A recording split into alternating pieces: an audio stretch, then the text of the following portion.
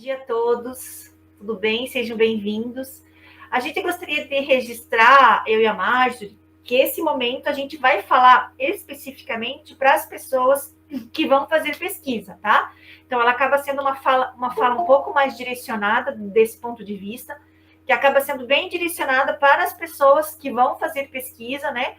Que estão iniciando esse processo. Então, para a gente entender por que é importante submeter e quais são os trâmites de submeter um processo de pesquisa, tanto na Plataforma Brasil, quanto para o Comitê de Ética aqui de São José dos Pinhais, né? Que é a população-alvo que a gente, nesse momento, está se dirigindo, tá? Então, né, lembrando do nosso Comitê de Ética e Pesquisa aqui em São José dos Pinhais, né, lembrando que ele está vinculado à Prefeitura Municipal de São José dos Pinhais, na Secretaria de Saúde, né, que neste momento ela está sob coordenação da Márcia, né, Daniele, a doutora Márcia Daniele, e eu na vice-coordenação neste momento, e a Marjorie, que é a nossa secretária executiva. Então, só para a gente fazer essa introdução, porque às vezes as pessoas perguntam, mas por que eu preciso submeter um processo, né, uma pesquisa ao Comitê de Ética? Então, a gente tem hoje, né, lembrando que a história da ciência, às vezes, ela é uma história pesada, ela é uma história doída, e que, às vezes, as pessoas foram usadas como cobaias, esse é o termo correto, não tem como a gente dizer isso de uma forma menos... mais polida, digamos assim, mas a gente, por exemplo, tem o grande estudo, né, que a gente sabe da sífilis, aonde não foi respeitado, onde foi deixado as pessoas adoecerem para saber, a gente sabe das atrocidades que foram feitas na Segunda Guerra Mundial, e a partir da Declaração dos Direitos Humanos, né, houve toda essa questão de você preservar a vida das pessoas, né, então, a partir desse entendimento de direitos humanos, as pesquisas clínicas, especialmente, né, elas começaram, então, olha, qual é o limite ético da ciência? E, a partir disso, foram sendo trazidas várias regulamentações internacionais e, posteriormente, para o Brasil, que começaram a regular isso. Atualmente, qual é a resolução que está vigente em relação às pesquisas que envolvem seres humanos? Hoje, nós temos vigente a resolução 466 de 2012, que é do Conselho Nacional de Saúde, que rege todas as pesquisas que envolvem seres humanos no Brasil, né? E, além disso, foram instituídos, a partir disso, vários comitês de éticas no Brasil inteiro, né? Para quê? Para que os pesquisadores submetessem os seus processos para análises éticas de um colegiado, né? Para saber se aquele projeto fere em algum momento, algum princípio fundamental, algum direito fundamental dos participantes, que são as pessoas que estarão participando enquanto objeto, digamos assim, não é objeto o termo correto, mas que são o foco daquela pesquisa. Então, existem várias regulamentações de organização desses comitês de éticas, e nós temos hoje a norma operacional de 2013, que fala de quais são os documentos, minimamente, né, esse é o termo, os documentos minimamente que precisam ser emitidos numa pesquisa que envolve seres humanos. Então, a gente vai trazer a nossa fala hoje completamente condicionada por essas duas grandes regulamentações, a Resolução 466 de 2012 e a norma operacional, né, de 1 de 2013. Essas duas normas, elas estão no Conselho Nacional de Saúde. Então, elas são aprovadas pelo Conselho Nacional de Saúde.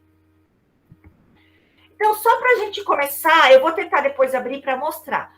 A nossa intenção aqui é que a gente mostre o funcionamento da Plataforma Brasil para o pesquisador, que é uma coisa que gera muita dúvida, né? E aí depois nós vamos falar especificamente dos documentos para o CEP de São José dos Pinhais. Vocês vão ver que cada CEP tem a sua regulamentação. Existem os documentos mínimos, né? Mas a forma de escrita dos documentos pode ser diferente. Então, cada CEP, né, cada pesquisador, ele tem que olhar o que cada CEP exige. Ele tem um mínimo a ser exigido, mas existem algumas coisas que podem variar de instituição para instituição. Então, é bem importante. A forma de inserir o seu projeto é o mesmo. Todos hoje só enviam projetos para os CEPs via Plataforma Brasil, que é isso que nós vamos ver aqui, tá? Mas cada documentação e forma de escrever, cada CEP tem a sua. Então, da Federal, da Pequeno Príncipe, da Positivo, do Hospital das Clínicas, né? Cada um tem uma forma diferente. Então, o ideal é que vocês acessem as normativas de cada CEP, tá? Então, eu vou tentar aqui abrir, né? Só para vocês verem, vocês podem acessar direto por esse link, tá?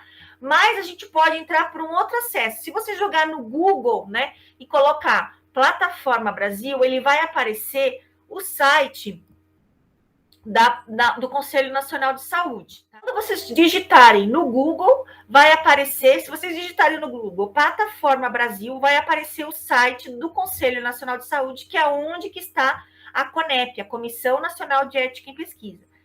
Puxa, mas aonde que eu vou acessar a Plataforma Brasil? Então, se vocês observarem, tudo que a gente vai falar hoje foi baseado neste manual do pesquisador que está aqui, tá? Esse aqui é para quem faz parte do Comitê de Ética e esse aqui é para quem vai fazer o projeto de pesquisa e submeter.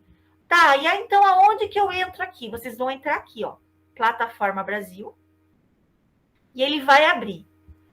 Cris, mas eu tenho cadastro? Não tenho? Então, se você não tiver cadastro, você vai ter que vir aqui e se cadastrar pela primeira vez, tá? Eu vou entrar com meu login e senha para a gente ver a página de como é isso.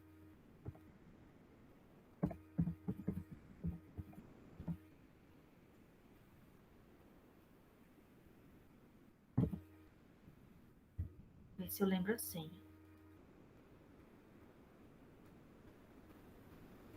Enquanto a Cris entra, quem tiver perguntas pode colocar no chat que a gente vai respondendo, tá bom? Isso. Então, gente, ó, eu tenho, se vocês olharem aqui em cima, eu tenho 4 abas, porque essa do CEP só tem quem faz parte do CEP, né? Então, como a gente faz parte de um comitê de ética, a gente faz parte. Mas as pessoas que vão submeter, elas vão entrar nesse link, nessa aba pesquisador, tá? Então, vocês vão observar que aqui tem várias citações, ó, todos os projetos que eu já tive na vida, né? Então, eles vão estar aqui registrados. Eu vou parar isso aqui, só queria mostrar para vocês, e aí eu vou colocar lá o que é importante de documentação que vocês precisam colocar na hora da gente fazer esse projeto, tá? Então, se a Cris for passando na Plataforma Brasil, vocês tiverem alguma dúvida, depois eu vou abordar melhor. Qualquer coisa, vocês podem perguntar. Então, gente, aqui é o site, como eu mostrei para vocês entrarem, mas, ok, eu não tenho cadastro na Plataforma Brasil. Como que você vai fazer? Vai no cadastre-se, tá? Então, você vai aqui, nesse linkzinho aqui, cadastre-se, né? E aí vai o quê? A gente tem que ter 2 coisas que são super importantes na hora de fazer isso. Você vai ter que inserir vários documentos. Então, eles vão pedir para você fazer um xerox, né? Um scanner do teu documento de identidade, porque é super sério isso, né? Eles têm um banco enorme de pesquisadores no Brasil, e a partir do momento que você está submetendo, né, se cadastrando, você está entrando no banco de pesquisadores do Brasil, que vai fazer uma pesquisa que envolve pessoa, né? Envolve alguma pessoa. E aí você vai inserir, eles vão pedir uma série de informações, você vai fazer, não vou entrar aqui, porque senão a gente vai perder muito tempo, mas uma coisa que é muito importante, gente, é o vínculo de instituição. Veja, muitos de nós não somos pesquisadores independentes. Eu estou fazendo uma pesquisa porque eu estou fazendo um TCR, porque eu estou fazendo um TCC, porque eu estou fazendo uma tese, porque eu estou fazendo uma dissertação, ou às vezes porque eu estou fazendo parte, né, de uma instituição que está pesquisando alguma coisa. Então, vocês vão ver que no cadastramento de vocês, tá? Vai estar lá vínculo institucional. Então, vocês vão ter que colocar qual é o vínculo. Então, vocês podem procurar. A maioria das universidades e das residências já tem esse vínculo. Então, lembrando, né? Atenção na hora de fazer o cadastro, inserir todos os documentos que é solicitado e principalmente o vínculo da instituição. Então, eu faço residência no hospital Angelina Carão. Então, se o Hospital Angelina Carão, né, tiver, você vai lá, registra o Hospital Angelina Carão como a sua instituição, tá? Então, isso vai afetar lá na frente quando a gente falar em instituição proponente, que é uma etapa importante da submissão do trabalho, tá? Então, aí aqui, ok. Então, agora eu vou voltar lá para a página, fazendo de conta que todos nós já temos esse cadastro, né?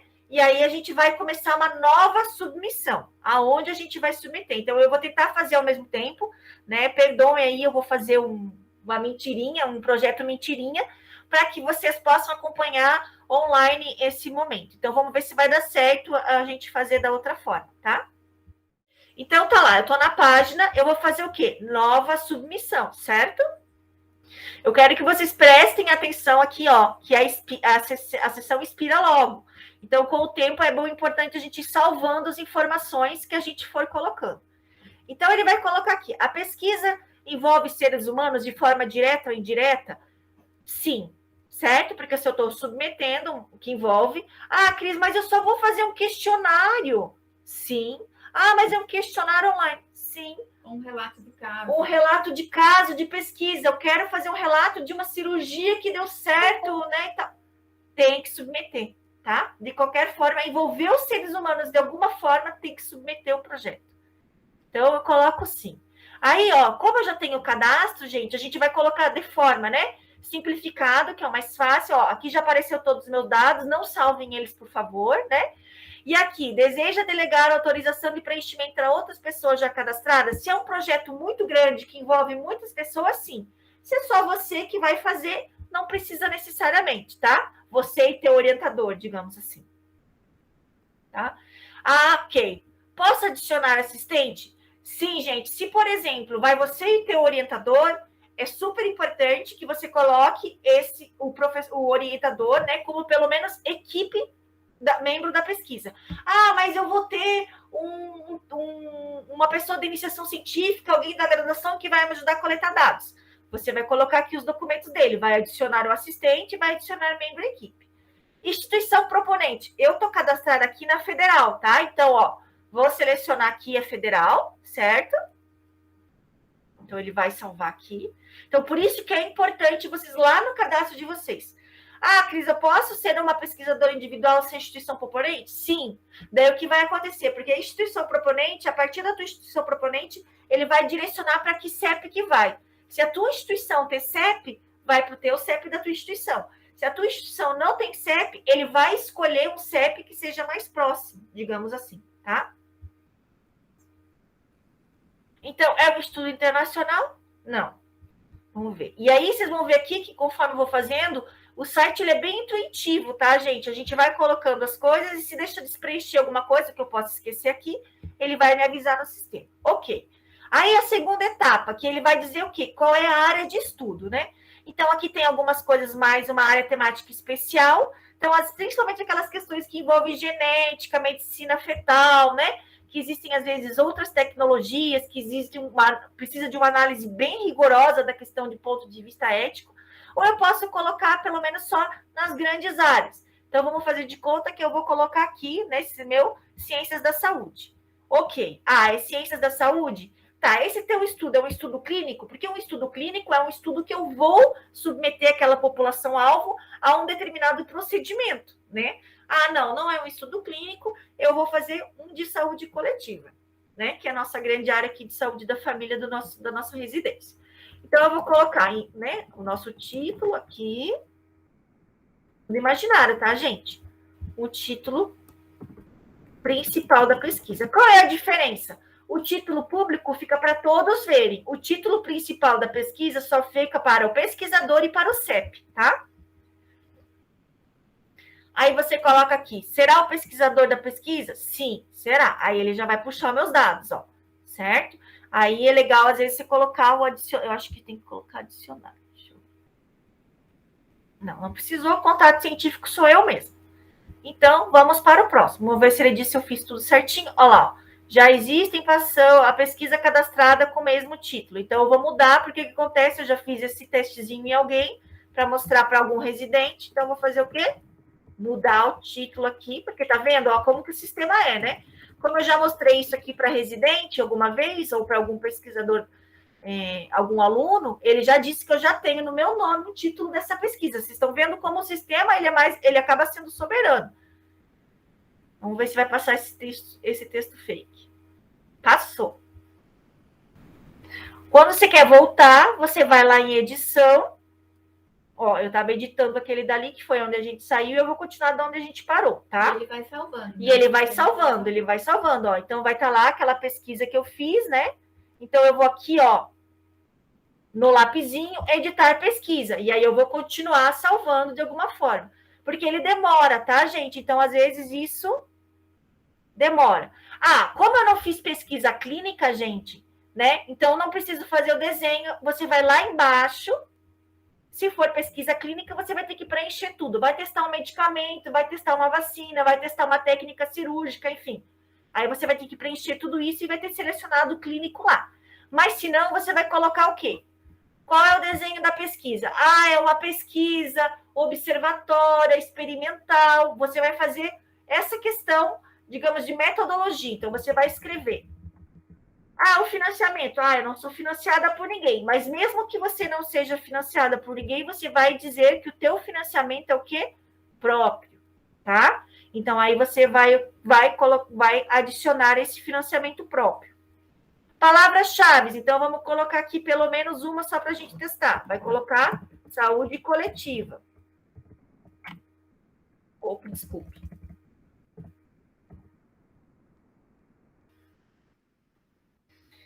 Vamos para o próximo.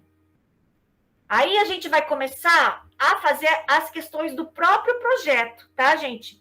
Então, vocês vão colocar o resumo do projeto, vão colocar a introdução do projeto, tudo isso que a gente precisa desenhar na escrita do projeto antes de submeter. Qual é a hipótese que você quer fazer com essa pesquisa? Qual é o teu objetivo primário, né? Qual é o teu objetivo secundário? Pode ver que ele não é obrigatório. Tudo que tem vermelhinho é obrigatório. O que não tem, não é obrigatório. Aí você vai colocar a metodologia proposta. Então, qual que é a dica? Escrevam o projeto já direcionado para esses critérios. Gente, toda questão que envolve pessoas, é legal você colocar um critério de inclusão e um critério de exclusão. Eu não vou colocar aqui para a gente adiantar, tá? Quais são os riscos? Ah, Cris, mas não tem risco nenhum na minha pesquisa. Ela só vou mandar um formulário online para responder. Gente, toda pesquisa envolve o risco. Se é só um questionário, qual é o risco? De quebra de anonimato e de quebra de sigilo. São questões que nós temos que, como pesquisadores, resguardar. As pessoas têm que ter a garantia de que elas não vão ser identificadas em nenhuma etapa do projeto, né?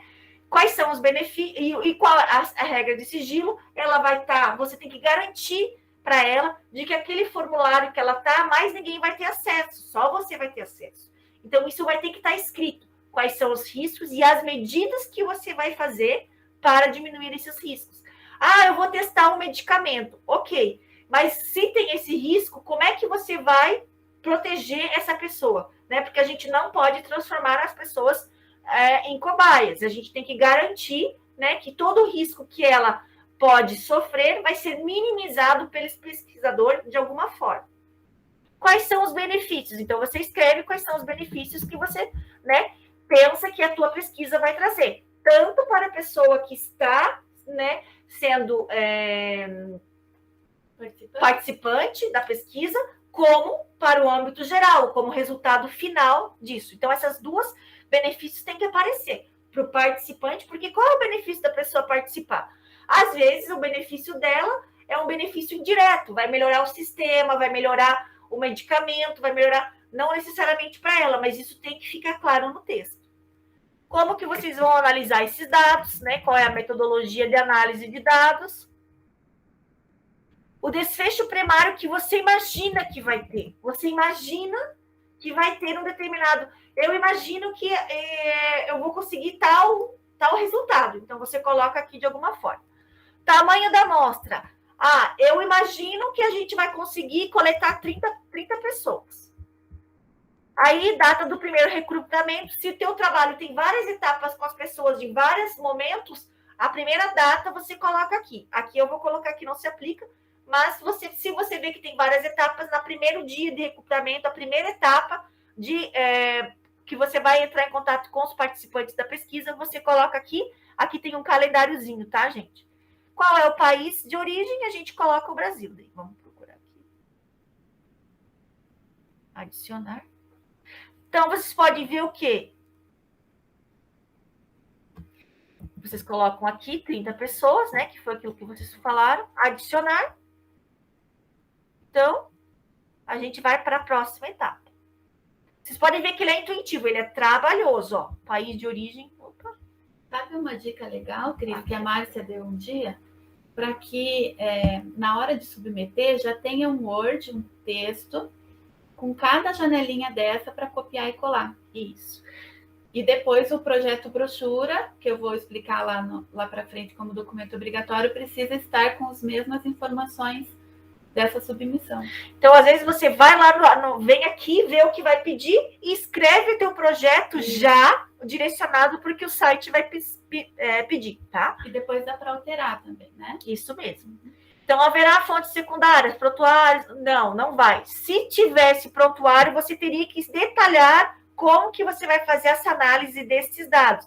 Lembra que hoje a gente está com a Lei Geral de Proteção de Dados, que a gente trabalhou aqui, se quem tiver interesse, tem uma fala específica, né, no site aqui da escola, falando da importância dessa Lei de Proteção de Dados. Por isso que é tão importante a gente hoje garantir o anonimato dos participantes da pesquisa.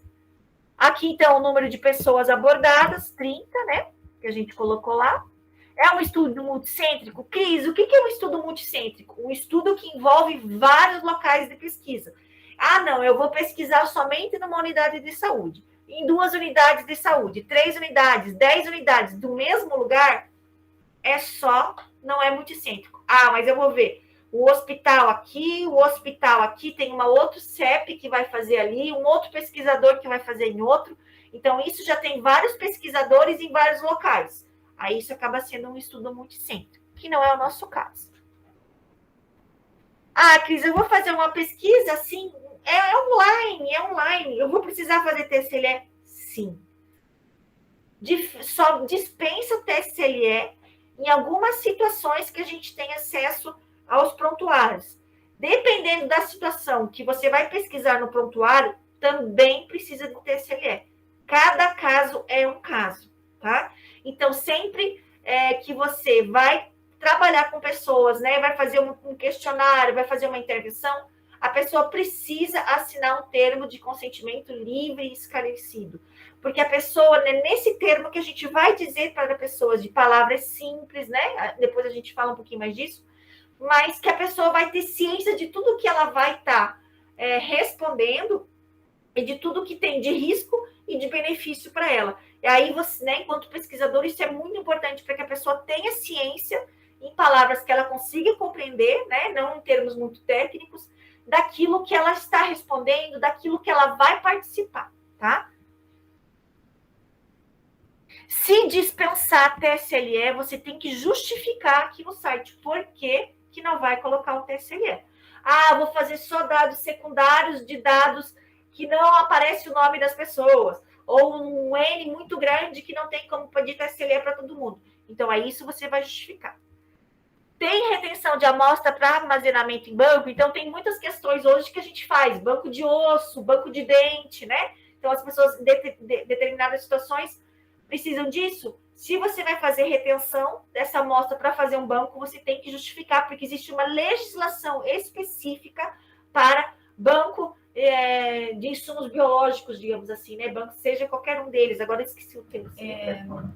Banco de material biológico. Banco de material biológico, tá?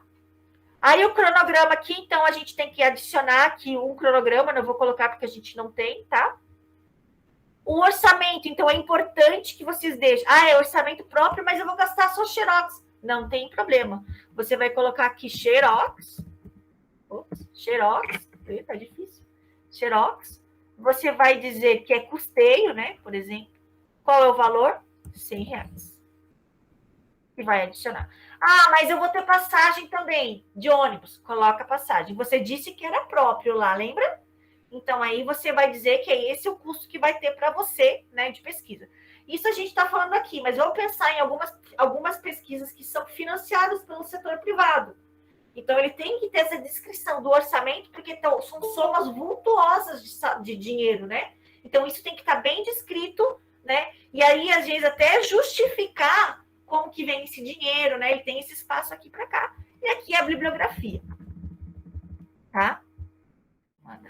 Lembrando, gente, o que é importante? Para o nosso CEP específico, né? Tem uma questão de 60 dias. Então, a gente, né, se a gente é da nossa instituição, se é nós, Secretaria Municipal de Saúde, que estamos propondo, o interessante, a gente, né, tem que estar lá, está escrito, que é 60 dias. Como que é, Marcia? É assim, ó. Você tem que colocar em todos os documentos do protocolo de pesquisa o início da coleta de dados a partir de 60 dias da reunião do colegiado pretendida. Então, como que você vê quando que é a reunião? Eu vou mostrar para vocês mais para frente, porque esse dado é público, nós temos a obrigação de publicar o cronograma de reuniões anual. Então, digamos, eu quero para a reunião de fevereiro. Então, a coleta de dados vai ter que ser a partir de abril. Senão, vai voltar já na análise documental. E aí não vai para frente para análise ética. Isso. Então, aqui, ó, cada etapa do processo, eu vou colocar só uma, mas cada etapa vocês vão identificar e vão salvar. Vou colocar aqui março, né, como se para dar tempo de passar em todos. Então, essa é a dica de coleta, né, que é onde realmente a gente vai entrar em contato com o participante. E a gente coloca mais ou menos uma data de término, né, prevista no cronograma. Então, cada uma dessas etapas vocês vão ter que ir colocando aqui, tá? Ó, ele vai ficar assim, ó, certo? Então, todas aquelas etapas que estão para vocês lá no cronograminha que a gente faz, o cronograma, vocês vão colocar ele aqui um por um. Então, levantamento de bibliografia, tudo isso vocês vão colocando aqui, tá? Vamos ver se vai passar para o próximo, se eu esqueci. Olha lá, tá vendo? Ele vai me dizendo o que eu deixei de colocar. Não é um multicêntrico. Qual foi o outro que eu esqueci, que ele colocou ali? Vamos ver se agora vai. Os grupos que serão divididos. Aqui. Desculpa, esqueci esse aqui, ó. Tá vendo como é importante? Então, vamos colocar aqui, gestantes.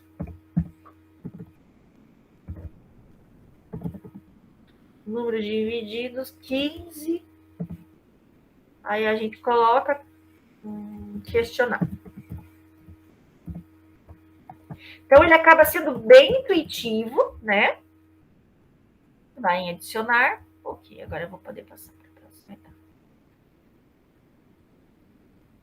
E o próprio sistema vai te lembrando se você esqueceu de colocar alguma informação, tá? Então, gente, depois que a gente faz a pesquisa, aqui é a tal folha de rosto que tem que assinar.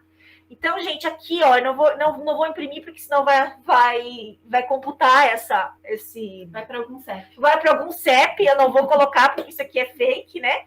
Mas a hora que eu imprimir essa folha de rosto, dar um start para eles. Tem uma pesquisa entrando.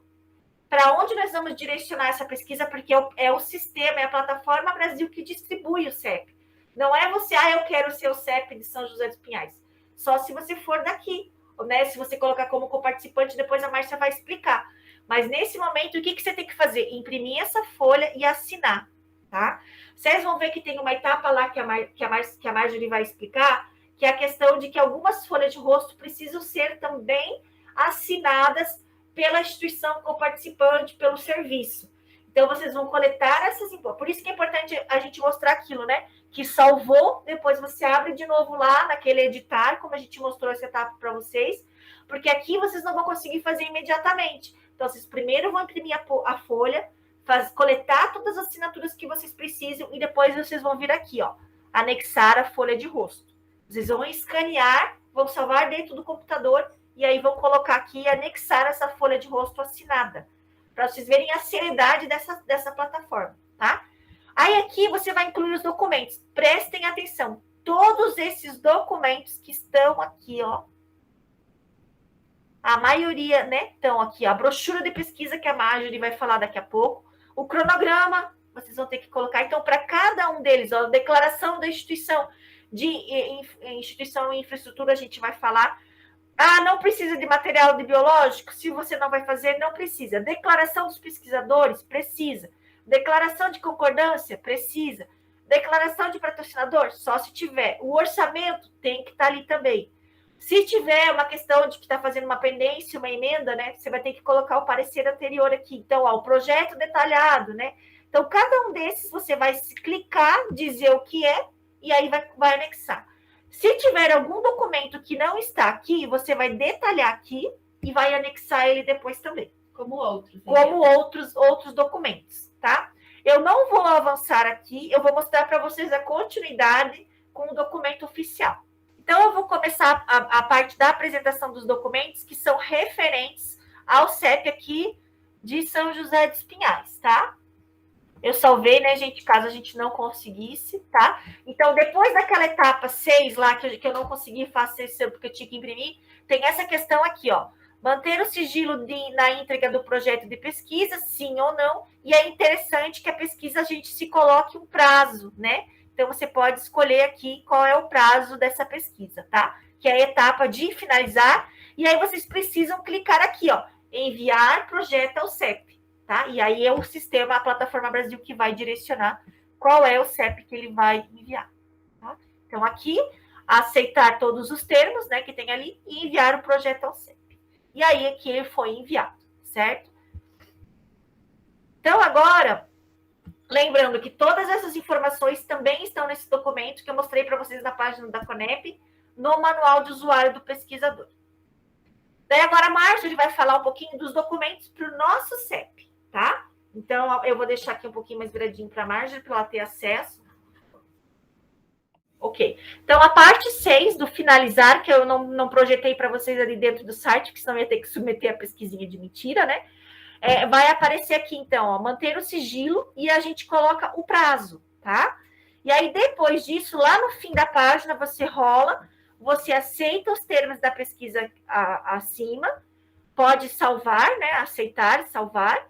E aí você vai enviar o projeto ao CEP. E aí a Plataforma Brasil vai distribuir, né, de acordo com a instituição proponente ou de acordo com a orientação, se não tiver uma instituição que tenha vinculado ao CEP, é o CEP mais próximo, tá? É engraçado, mas às vezes a pessoa, o pesquisador, clica em salvar e esquece de clicar em enviar projeto ao CEP e não chega aqui, o pesquisador entra em contato e eu falo que não chegou.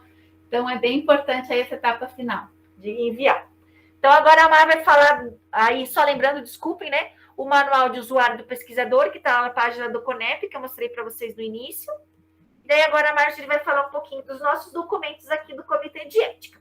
Então, existe uma legislação da Conep que diz que nós temos que ter várias informações do CEP públicas. E como nós fazemos isso? Através da instituição mantenedora, que no nosso caso é a Prefeitura de São José dos Pinhais. Então, aqui no portal da prefeitura, que é esse endereço aqui, ele tem muita coisa, porque é uma prefeitura. Então, como que vai ficar fácil de ver as informações necessárias, baixar os documentos obrigatórios, os modelos? Então, você pode clicar em pesquisar ali acima, no portal da prefeitura, e colocar projetos de pesquisa, colocar comitê de ética em pesquisa, e aí você vai achar as informações do CEP. Tem tudo lá. Às vezes leva um tempinho para a prefeitura atualizar, mas normalmente está tudo atualizado. Então, o que vocês vão precisar aqui, eu vou passar rapidinho.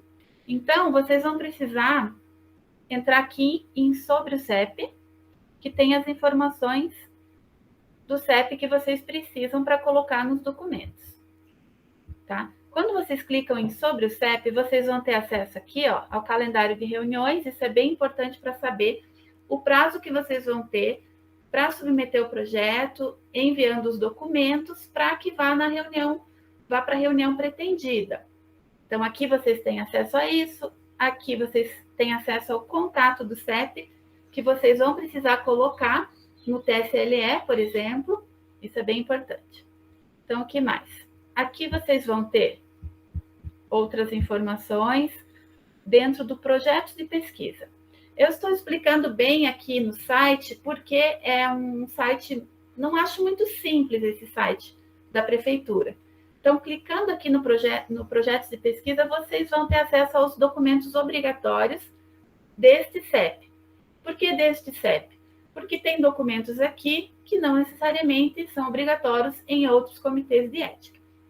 Isso no caso da instituição proponente ser a Prefeitura de São José dos Pinhais, alguma unidade de saúde para coleta de dados, Hospital São José, isso para os residentes que têm vínculo aqui na prefeitura.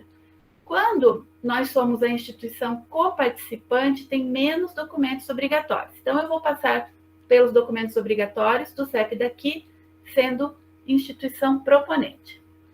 Clicando ali em documentos obrigatórios, você vai achar o link para baixar todos os modelos dos documentos obrigatórios daqui.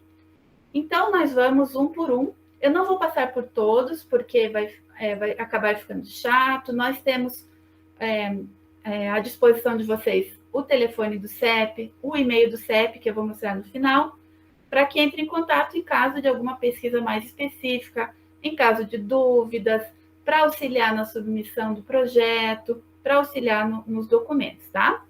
Então, nós vamos agora, se você quiser falar mais alguma coisa, fique à vontade, Cris. Então, nós temos aqui um checklist documental.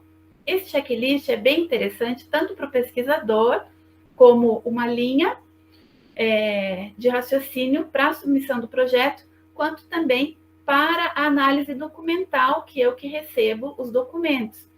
Porque se os documentos não estiverem certos, estiver faltando alguma informação, ou estiver faltando algum documento, eu vou devolver esse protocolo de pesquisa para o pesquisador adicionar.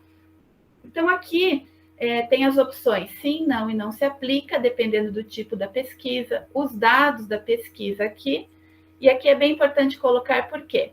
Eu, como secretária, quando eu for analisar os documentos, eu vou olhar esse checklist e o pesquisador vai ter colocado se sim ou se não, ou se o documento não se aplica. Assim fica mais fácil de analisar. E aqui no final a data e a assinatura do pesquisador. O próximo documento bem importante é o termo de autorização da instituição. Aqui nós pedimos uma assinatura do diretor responsável do local da coleta de dados e do coordenador. Por quê? Porque o diretor é o representante maior daquele setor ou daquele local, como hospital, UPA, aqui no caso de São José, e o coordenador é aquele mais próximo que vai atender o pesquisador. Então, é importante que ele saiba da pesquisa e que ele autorize a pesquisa também. Aqui é importante ressaltar, como a Cris falou na folha de rosto, quem vai assinar a folha de rosto? O pesquisador responsável e o diretor do setor ou do local do equipamento que vai ter a coleta de dados. Então, tem que ser a mesma pessoa. O coordenador não vai assinar a folha de rosto, mas o diretor tem que ser a mesma pessoa. Qual que é o maior erro, maior pendência documental no caso deste documento? É com relação à coleta de dados. Porque se o pesquisador vai submeter o protocolo e diz que a coleta de dados vai começar mês que vem, e essa informação fica aqui, eu vou devolver o documento, pedir que o pesquisador adeque esse prazo do cronograma e ele vai ter que coletar novamente a assinatura, tá? Então, esse é a maior pendência. Por conta daqueles 60 dias que tem que ser observado, né? Você tem que pensar que eu quero para a reunião de setembro, então no documento tem que estar previsto que é setembro, outubro, novembro. Então, está previsto que a coleta vai começar só em novembro, né? Então, isso é porque a gente já prevê que pode ter alguma necessidade de complementar o projeto de pesquisa e assim o documento fica bem ajustado naquilo que é necessário. Mas lembrando que isso é quando a gente é proponente, quando é o CEP nosso que é o proponente, tá? A instituição é daqui de São José dos Pinhais, o vínculo é com a Prefeitura de São José dos Pinhais, do projeto. Então, isso é importante porque esses 60 dias tem que ter um tempo hábil do colegiado aprovar o projeto antes da coleta de dados. Isso existe na legislação, nas resoluções do Conselho Nacional de Saúde, é muito importante, é uma questão que o pesquisador precisa seguir. Então, vai haver a recusa documental se isso acontecer.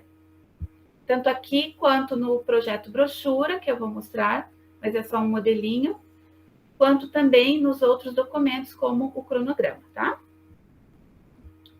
Aqui, então, nós vamos para um documento super importante para o participante da pesquisa, que é o TCLE, o Termo de Consentimento Livre e Esclarecido.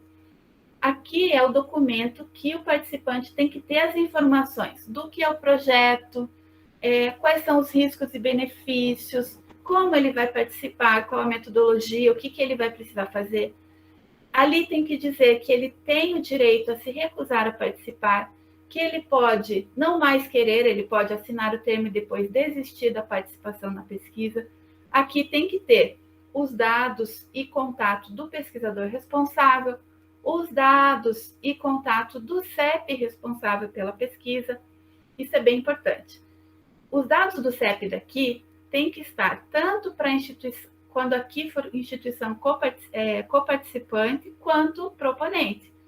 Então, quando vem um projeto de pesquisa, por exemplo, que nós já tivemos, multicêntrico, passou por vários CEPs, quando chegar aqui o TSLE, se não tiver os dados do CEP daqui para o contato do participante da pesquisa, eu vou devolver, fazer uma recusa documental, uma pendência documental, e o pesquisador vai ter que colocar os dados do CEP daqui.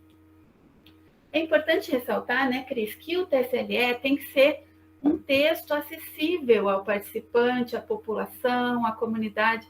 Não pode ter termos técnicos que dificultem a interpretação. O participante tem que entender bem o que vai acontecer na pesquisa, e então, isso depois também acontece várias tendências, né, éticas com relação ao TSLE. E uma coisa que é bem importante, gente, é o seguinte: todos os riscos que estão previstos no projeto, eles têm que estar no TSLE, tá? Todos os benefícios que estão previstos no projeto, eles têm que estar no TSLE. Por quê? Porque a pessoa, né, o participante de pesquisa, ele tem que estar ciente e assinar que ele está ciente de tudo. Então, tem que estar, da mesma forma, não pode estar no TSLE e não estar, não, quer dizer, não pode, assim, estar no projeto e não estar no TSLE, como o contrário, estar no TSLE e não estar no projeto. Tem esses dois documentos, projeto e TSLE, eles têm que estar muito casados. No projeto, eu posso usar os termos científicos? Posso, porque o projeto é para o pesquisador e para o CEP, mas o TSLE não. Então, se você vai fazer uma laqueadura, você tem que explicar para o paciente quais são as consequências de uma laqueadura. Ele tem que entender o que é uma laqueadura, né? Que às vezes, é claro, a gente mais ou menos é um termo que as pessoas conhecem, mas se for uma técnica mais específica, não usar os termos que ele não vai compreender. Homeostase, né? Coisas que são difíceis da pessoa compreender. Então, ele tem que... E se ele vier com termos técnicos, ele acaba não passando no comitê, porque a gente compreende que a pessoa, participante de pesquisa, que não tem conhecimento científico, não vai conseguir entender ao que ela está sendo submetida, para ela avaliar se ela quer ou não, né? Então, acho que isso é bem importante. Sempre casar TSLE com o projeto, né? As informações que contém nos dois tem que ser igual, e lembrar que o TSLE é para o participante de pesquisa, não é para o comitê de ética, né? Então, a gente tem que fazer isso para o participante da pesquisa. Esse termo de consentimento, então, ele é para participantes acima de 18 anos e capazes, né? Tem um outro termo que eu vou passar agora, então, que se chama termo de assentimento. Todos esses documentos tem no portal da prefeitura para vocês baixarem, e além desses, mais alguns, porque nesse momento não temos tempo de explicar todos eles. Então, se for de 7 a 12 anos, por exemplo, envolvendo crianças, é o termo de assentimento livre e esclarecido. Nesse caso, os pais responsáveis vão ter que preencher um TSLE, assinar um TSLE, que é o TSLE para pais e responsáveis, que tem lá o link para baixar o documento. Então, nesse termo aqui, no termo de assentimento para as crianças, tem que ser mais acessível ainda. O texto precisa ser voltado para essa faixa etária, simples, curto, para que a criança também entenda o que vai acontecer. Ela tem que assentir também a sua participação na pesquisa. Aqui, então, nós vamos para o termo de dispensa do TSLE. Então, a Cris abordou um pouquinho em que casos que se aplica a dispensa. Tem que ser muito bem justificada, porque, via de regra, tem que ser aplicado o TSLE em todos os projetos que envolvem seres humanos. Mas, por exemplo, são 1000 participantes, são dados secundários. Você explica, justifica por que você não vai aplicar o TSLE. Então, no caso da dispensa do TSLE, você vai precisar anexar este outro documento, Só para deixar um pouquinho claro, desculpe, Marjorie. Mas assim, ó, gente, mesmo são 1000 participantes, mas se tem alguma, vou fazer 1000 questionários, você vai ter que fazer 1000 TSLS. Ah, mas eu vou ver o prontuário de 1000 pessoas. Daí não, aí a gente tem um N muito grande que às vezes você não pelo número de participantes, de pessoas, você não precisa. Ah, eu vou usar um dado secundário que não vai identificar, por exemplo, as pessoas. Eu vou fazer um relatório. Não vou abrir prontuário por prontuário. Eu vou fazer um relatório da prefeitura que não identifica as pessoas. Não precisa do TSLE. Então, são esses pequenos ajustes que a gente tem que fazer e pensar, né, se é necessário ou não, tá?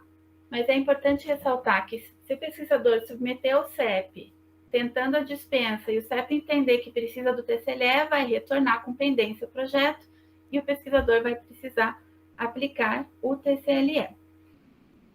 Aqui, então, no caso da dispensa, é o termo de compromisso de utilização de dados.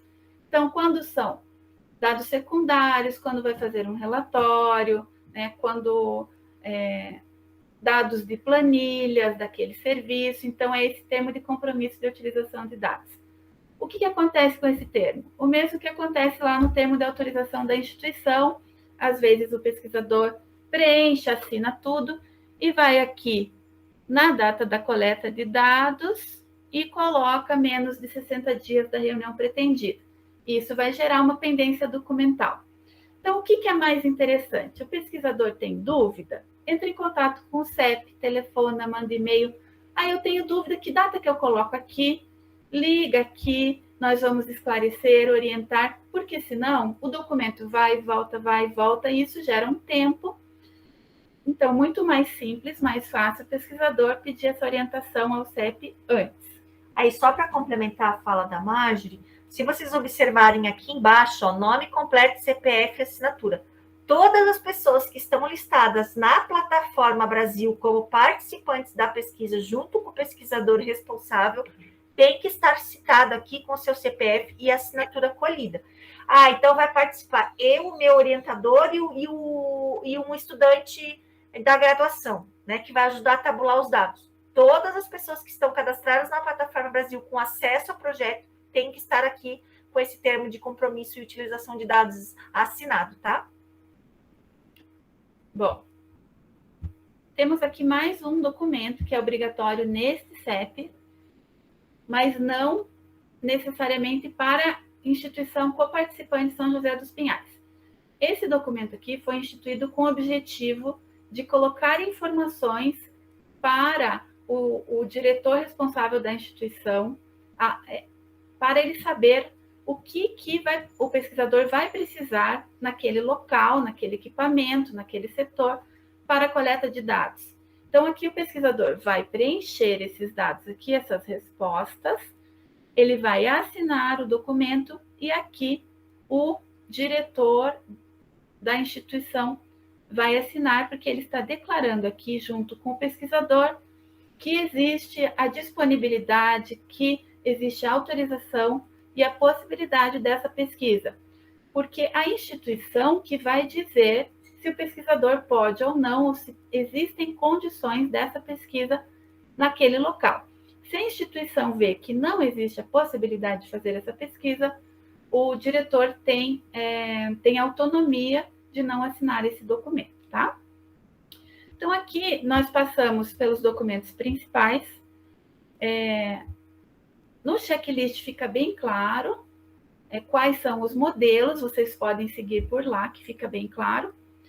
E tudo está, então, no portal da prefeitura. Mas também nós criamos, essas são as informações do CEP que estão disponíveis no portal, mas também nós criamos uma página no Facebook do Comitê de Ética em Pesquisa, então acessem lá, curtam, compartilhem, lá tem várias informações já, e também é uma forma de acessar os documentos obrigatórios e informações como vídeos orientadores para o pesquisador, cartilha do participante de pesquisa, informações sobre as reuniões, caso seja mais difícil, pelo portal da prefeitura. Então, temos essa possibilidade aqui também.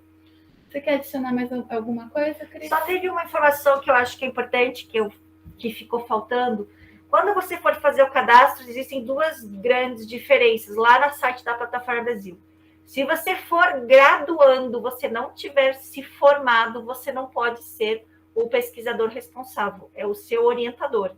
Ah, Cris, então quer dizer, eu estou na faculdade de enfermagem, faço estágio em São José dos Pinhais, eu gostaria de fazer o meu TCC pesquisando as gestantes de algumas unidades de saúde daí. Você não se formou ainda, quem vai ser responsável é o seu orientador. Você entra como assistente de pesquisa, tá? E não como responsável, porque você não se formou. Ah, mas eu sou residente. Aí você é o responsável de pesquisa, porque você já tem, digamos, uma certificação de um conselho de classe, né? Digamos assim, te dando as responsabilidades éticas a quais você se comprometeu no teu dia de formatura, tá? Então, só para lembrar isso que é bem importante. Obrigada a todos pela participação. Tchau, tchau.